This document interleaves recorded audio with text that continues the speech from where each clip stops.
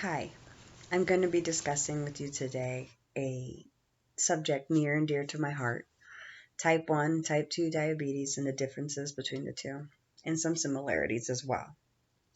Diabetes for a very long time has been public enemy number one in my family. My father was diagnosed as a type 1 diabetic at age 5 and unfortunately passed away through complications at age 46. There are many other family members that I have that are either type 1 or type 2 diabetic as well. I've ran into quite a few people over the years that are quite uninformed or misinformed about these diseases. In fact, my boss is a type 2 diabetic, and when I started speaking to him about it, he wasn't even sure which type he was. Diabetes is defined as a serious disease in which the body can't control the amount of sugar in the blood because it does not have enough insulin. This is defined by Webster Dictionary.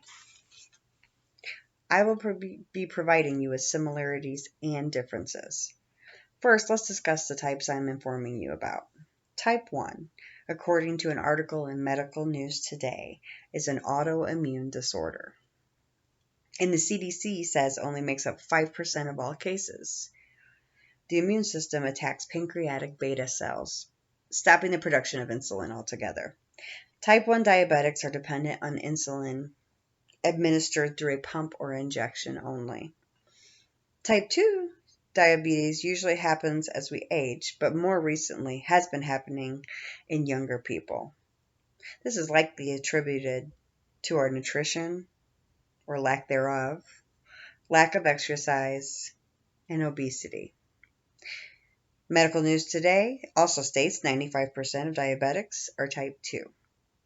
In type 2 diabetes, the body starts to resist insulin, causing a buildup of sugar in the blood.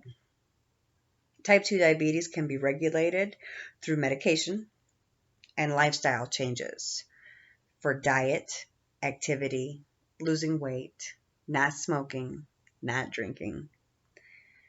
Now let's discuss some different medical side effects that happen as the diseases progress. Heart disease is like a number one killer of diabetics. You need to watch your blood pressure. You need to watch your cholesterol. Cardiovascular disease, mainly because high blood sugars attack your veins. So you end up with cardiovascular disease because of that. Neuropathy, which is issues with your nerves. Kidney disease, which my father had, all of these. Renal failure. He was on dialysis 3 days a week. And usually towards the end, you're dealing with amputation because you don't have a very good cardiovascular system. You're not getting the kind of movement to heal wounds.